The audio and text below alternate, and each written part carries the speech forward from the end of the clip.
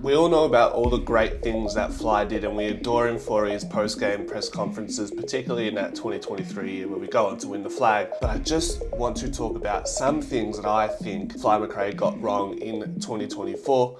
I understand that not every decision hinges on Fly McRae, but he is the one who has to wear the burden of the outcome of whatever transpires on the field when it comes to team selection, personnel, etc., game plan. So let's get into it. It's 5 decisions. I'll give you some bonuses as well. But let's start with number 5. I think not trying Harry Demeter, TJ, or Jacob Ryan, or Will Parker for that matter, instead of Markov in the back end of the year. It's a little bit of a head scratcher, that one, just because we've seen Markov's form drop monumentally relative to last year. He had a really good season last year and then completely fell off a cliff this season along with a lot of other players. So at that point, do you just throw caution to the wind and give someone like Will Parker an opportunity, or Jacob Ryan, who's been in the system for some time now?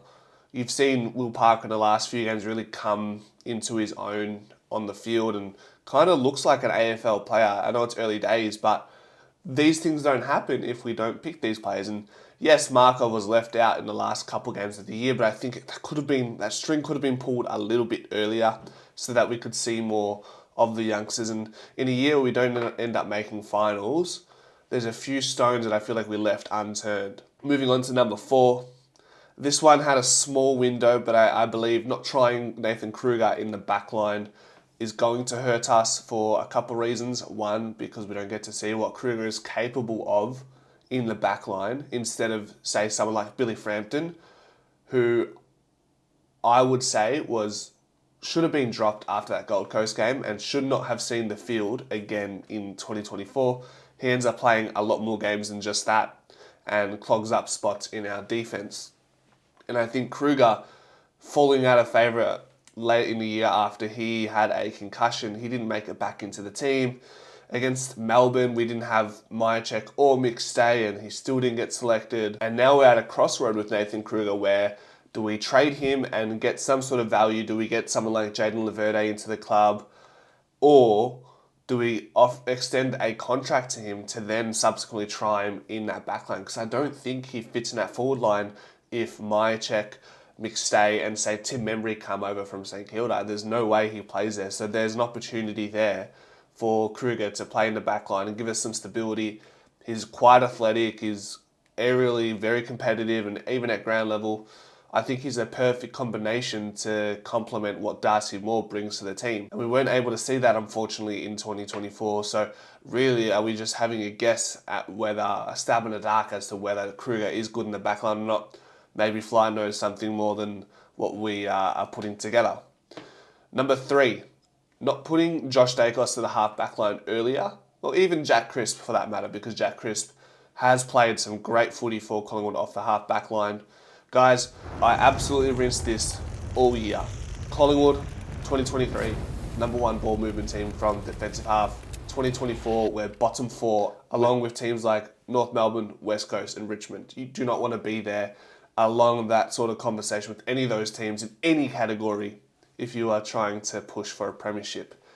Josh Dacos has been a godsend putting him into the half back, but too little too late. However, moving forward, at least we know, okay, cool, we've got a lock in a half back flanker in Josh Dacos in 2025. What happens with Noble and who fulfills that replacement? Is it Will Parker? Is it Demeter? We'll find out, but at least we've got something right, even though that was a decision that was made, in my opinion, probably 4 weeks too late. At least we got it right for the future.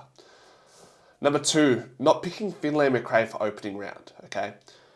I know, ability-wise, come season's end, we've probably come to realise that Finlay isn't as good as we first thought maybe he could have been at this point of his career.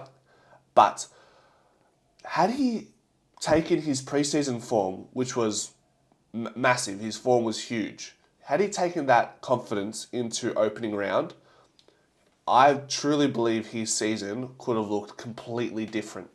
But because he wasn't selected, and then he was a sub, and then he was taken out early, it really just strips you of all the confidence and all the continuity and momentum that you had built into that preseason. Everybody was talking big about him.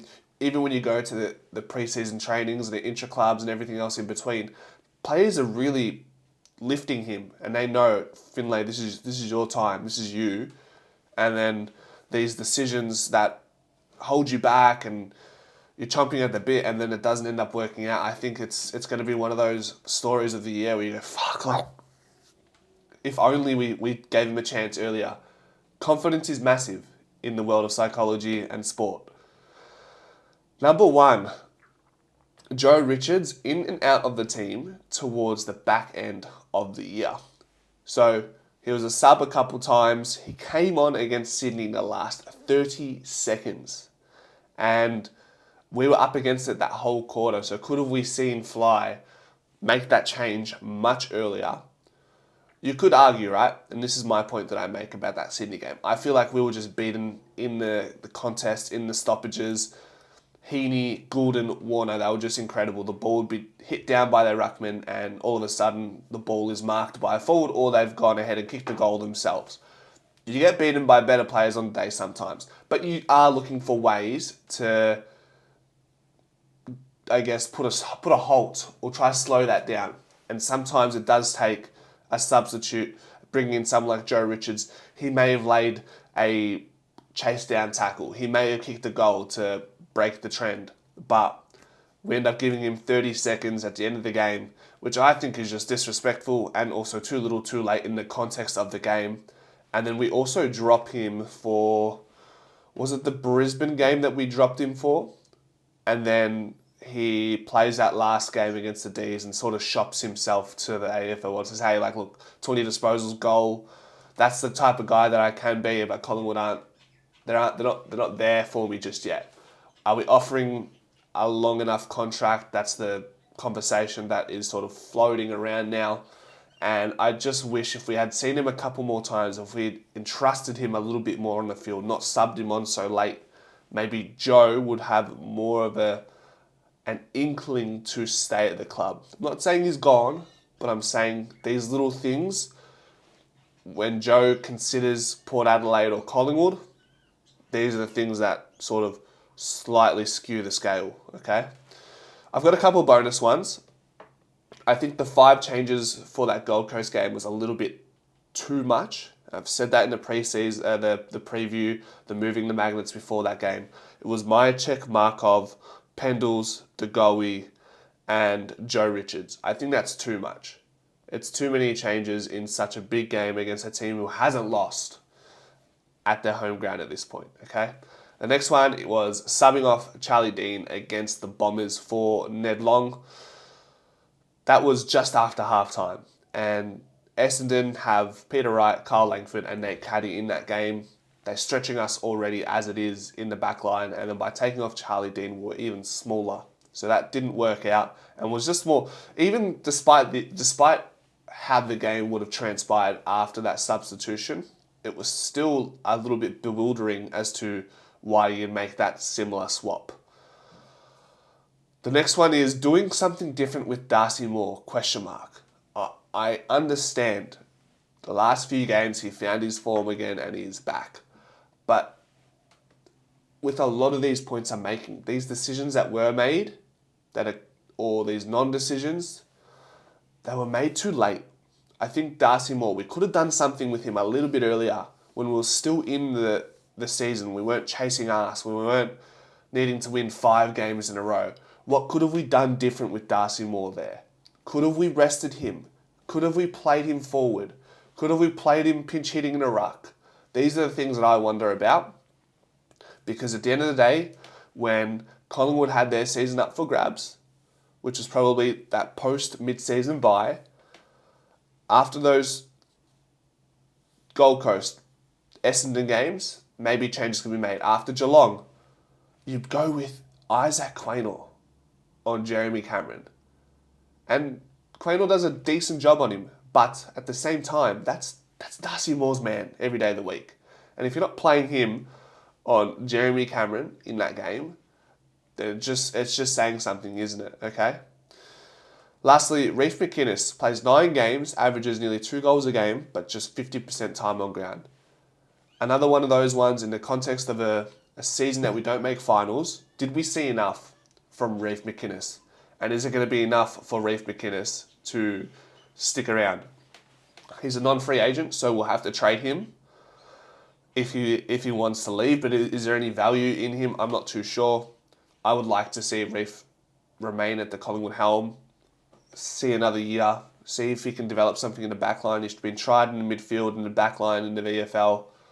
So there's a few things we can sort of tinker around with Reef McInnes, but just another disappointment as to, one, we look back at the preseason, how hyped up he was, along with Fly McRae. Two, where they're at now, and how they were sort of chucked around at times, which I think ultimately messes with your head and your confidence. Do they feel like wanted players after this season? That's the question I'd be asking. Do they feel like wanted players? And those are some of the, I guess, decisions, non-decisions, some of the worst of them all that were made by Fly McRae and the coaching panel this year. Let me know what you think. Did I miss any? And we'll go from there. Go Pies.